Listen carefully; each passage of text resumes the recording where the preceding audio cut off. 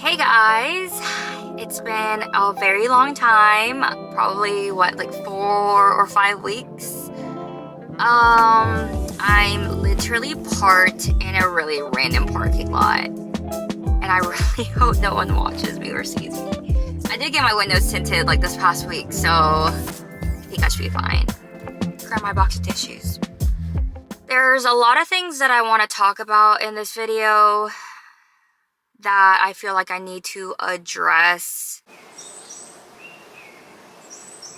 It's been so long since I made my last video that I feel like this is my first video all over again. I feel really awkward.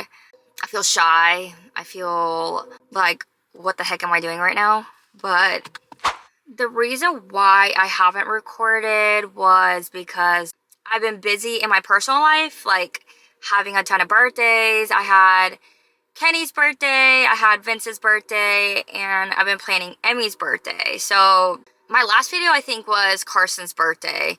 Carson's birthday was January 25th. Kenny's birthday is February 24th. Vince's birthday is February 26th. And Emmy's birthday is March 16th. So lots of birthdays. Another reason why I haven't recorded is because I've been super busy with photography. I'm entering a busy season, and since the weather's getting warmer, I've been getting a lot more clients, and also apparently it's baby season, so I've been having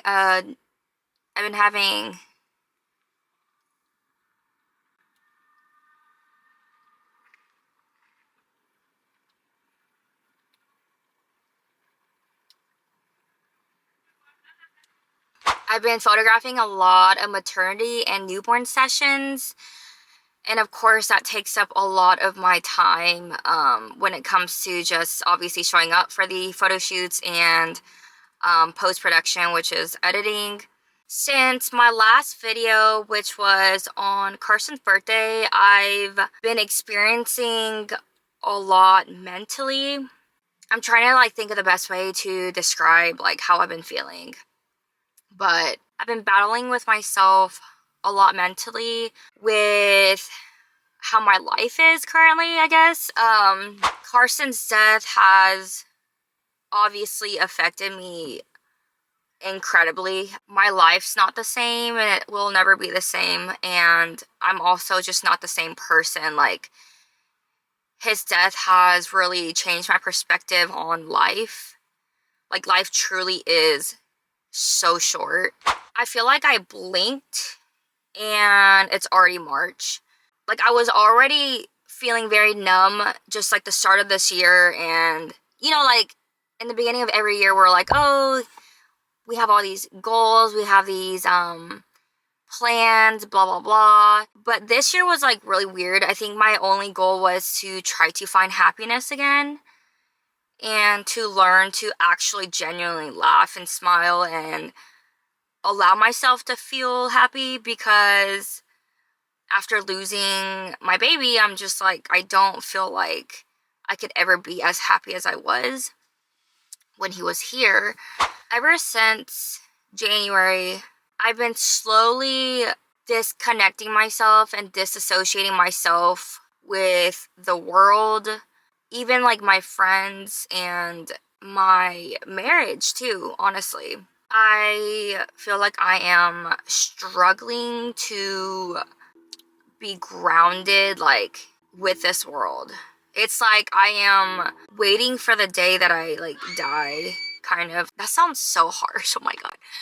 I feel like I'm holding my breath. I've been holding my breath since Carson's birthday. Honestly, probably holding my breath since he died, and knowing that his death anniversary is coming up next month, April 13th, that's been a really difficult emotion that I haven't been wanting to feel, I think, is what it is.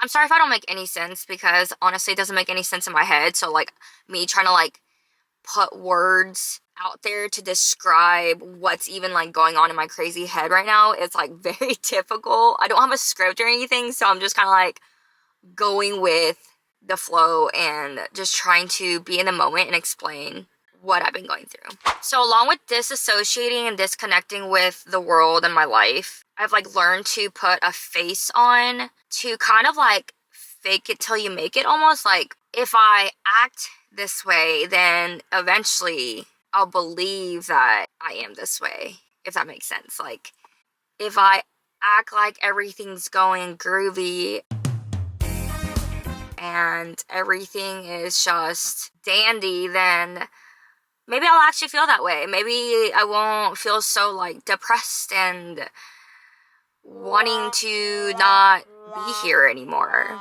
Which, I mean, I will say it like worked. It did work for a minute until I went to church this morning and I felt extremely convicted. I've been holding off on taking a video like this where I talk about my relationship with God because it is such a hard topic. Whether any of y'all watching this video agrees with me or not, this is just like my personal testimony and my personal journey with Jesus Christ. Backstory on my life: I grew up in a church and I think I got baptized like twice. I feel like the reason why I believed in God growing up was solely because my parents made me go to church. I don't think that I fully chose to be a Christian. Like I didn't choose to go to church. I didn't choose to be a believer. But now that I'm 30, I can like make my own decisions. Okay, I had to move because my camera overheated.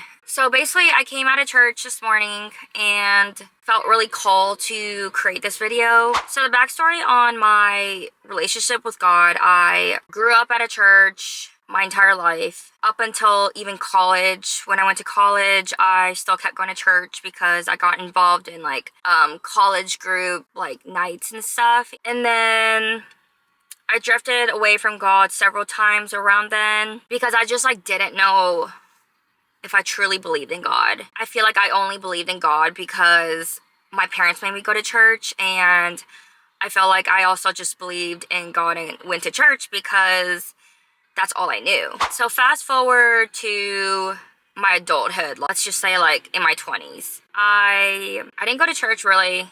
I think I went to church like maybe a handful of times. I kept putting God on the back burner and kept putting church on the back burner because it just was not convenient for me. That sounds so bad. I felt like everything else that was going on in my life was a bit more important than taking the time to like wake up and like go to church. And majority of it is because I don't like waking up early in the morning, and I felt like most of the churches that I was invited to were like early morning services, like 9:30, which 9:30 might not be early for you, but it's early for me. And then once I had kids, going to church was just like out the window. Like I was like, okay, I'm just gonna watch sermons, because before I had kids, like Vince and I, when we lived in Tennessee, we used to watch sermons online, and this sounds so bad too, but I would fall asleep during the sermon, and so I think that kind of turned Vince off about watching sermons online with me. Sorry, Vince. And when we moved from Tennessee to Missouri, I ran into like a group of like Korean women that invited me to their church. And if you know Korean old ladies, like they will bribe you with food to get you to go to church with them. And I still didn't go because I'm a heathen. Fast forward to now, I have been going to church, but I didn't just like decide I'm going to go to church just like randomly. After I had kids, I didn't have the energy or the time to go to church, which is, you guys, my camera keeps turning off because it's overheating again. And I'm parked over here by a tree. I'm about to lose my mind because I keep losing my train of thought. Where was I? I thought going to church was going to be impossible with having 3 kids. I made an excuse to go to church with 1 kid. And then it was 2. And then I had 3. And I just kept making, like the excuse just kept getting bigger and bigger, which is freaking bull crap, because I go to church every Sunday or like every other Sunday. I don't know. I like try to go every Sunday. Anyways, every time I go to church, there are freaking families there with like, you know, there are like 6 little ducklings behind them. And I'm like, how? Like, And I'm sitting here, I made an excuse for like one kid. So I just feel awful about that. So now that you know the history of my church life, which I kept prioritizing my life and my time more than God and his time. I'm a very, this is how I want my life to be kind of person. And I'll admit, I don't sit and pray and ask God like what he wants for my life. I don't ask him for guidance. I think that the way I ran my life was literally that. I ran my own life. I didn't want anything to do with God telling me what to do, and only wanted to pray when I either needed something or I just felt like saying thank you to him. And I'm not saying that that's the reason why God received Carson.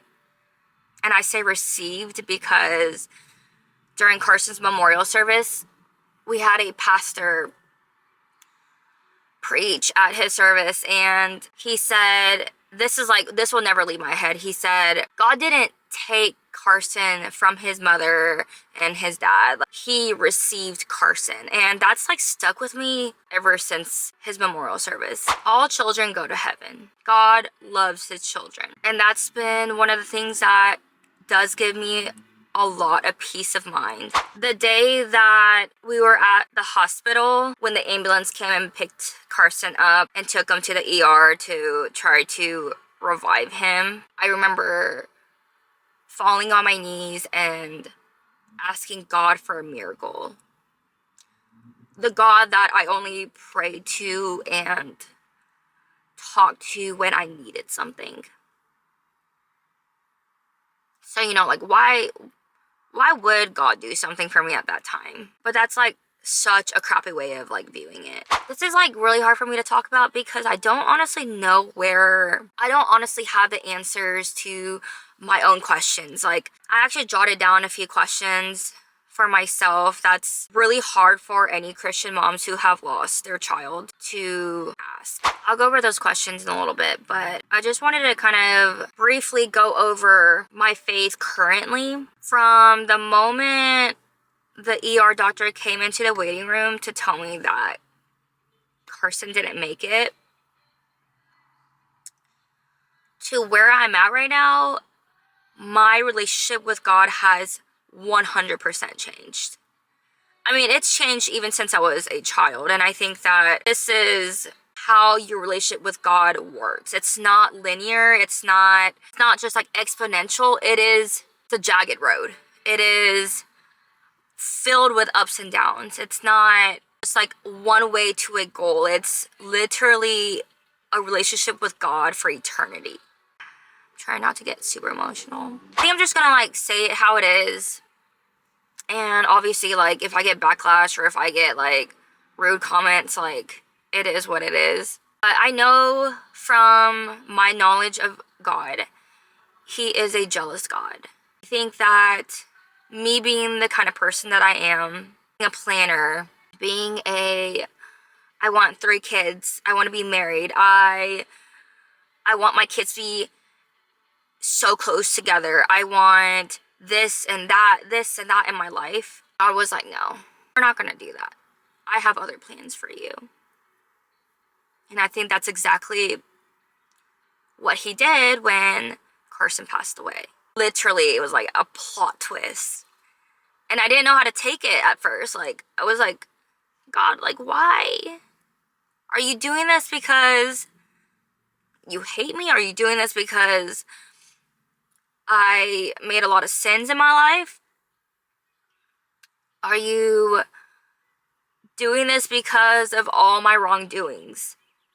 I wasn't sure if it was like a form of punishment. And from April 13th, 2023 to now, 1 month out from Carson's death anniversary, I've learned so much about not only like myself and my life, my relationship with God has like evolved in ways that like would have never evolved if I didn't lose Carson. And that is like sickening, you know? It's like, oh, you had to lose your son to like be close to God. God works in such mysterious ways. Like, our human brains cannot even fathom or even like touch base on how God thinks, how God works in our life. I was so mad at him. I'm not gonna lie, I was so mad. I was like, can't believe you did this to me. I can't believe you killed him. How do you think I'm gonna live with myself? Like, all the guilt that I felt losing him, like, it's my fault. Like, I shouldn't have like let him go to sleep. I should have held him. I should have stayed at the hospital longer. Like, it's all my fault. I wholeheartedly believe that this is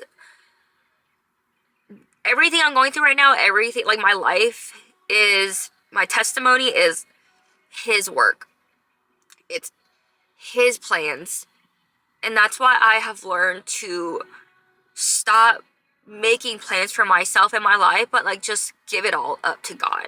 I've experienced less anxiety. I've stopped putting in so much energy and time into things that are just unnecessary, and more so on being healthy spiritually, I guess. More on things that actually matter. I've been listening to a lot of like Christian podcasts, and that's really brought even more questions. It's weird because I like talked to one of my friends and I was like, it's like the deeper you go in your faith with God, the more complicated your way of thinking gets. So I just want to read off a few questions that I had. Did my son die because evil exists in the world? And feel free to put in your input in the comments below. Like, I would love to read it and like hear or see what you have to say. Was this God's punishment for my sins? That question I go back and forth with. I don't believe that God would do something like, killing off your child to punish you for your sins. Is this all part of God's greater plan? I don't know what he's got planned for me or for my family or for my girls. I don't know anything, to be honest. I'm kind of like in limbo right now, just trying to go to church, trying to listen to other Christians talk about the Bible and putting pieces together, trying to learn more about God. I don't know anything. I know a little bit, but I don't know nearly as much as I should, I feel like. And that's okay because we all have to start somewhere. And lastly, why does God think I can endure the pain of losing a child? Don't know why he chooses some of us to go through one of the hardest things a mother could go through, but I just pray. That's all I can do. Pray and work toward whatever he's got planned for me. I think knowing that as a believer, to confidently know that Carson is in heaven, it like gives me so much peace, as much as I want him here. I don't plan on going this long without recording next time. I need to get over the fear of feeling judged, and I'm just like, what am I fearing? Like, what am I so scared of? I think when you put your life out there to the world, it just gets a little like weird and scary and nerve-wracking for no reason. No reason, because like my whole business and stuff is like out there in the world. But life's been really hard lately. The closer it's been getting to Carson's death anniversary, I'm hanging in there. This whole journey is just so hard and so difficult and complicated. Hasn't even been a year yet for me, and I'm still trying to navigate how to handle my emotions, and my defense mechanism is to ignore my problems and just pretend that life is happy and it's full of rainbows and unicorns. Because I've been feeling so numb the past like month and a half, I haven't really cried. I haven't grieved as much. And going to church this morning and feeling like God like wrapped his arms around me, I like just bursted out like crying, and I was like, I needed that. Because like, okay, as humans, like, we need to be able to feel. We have emotions, we have feelings, and I've been suppressing those feelings for so long. Hence, me not recording, because I feel like every time I record, I just feel so many emotions, and it's like exhausting. It's mentally draining, but it's also healthy. Thanks for watching, guys.